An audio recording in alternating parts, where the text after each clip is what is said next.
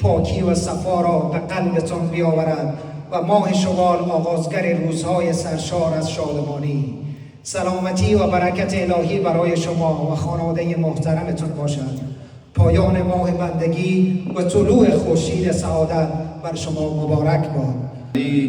والخلف القائم المنتظر المهدی صلوات الله و سلامه علیهم اجمعین.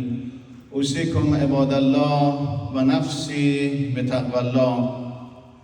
در ابتدا فرا رسیدن عید سعید فطر، عید اطاعت و بندگی و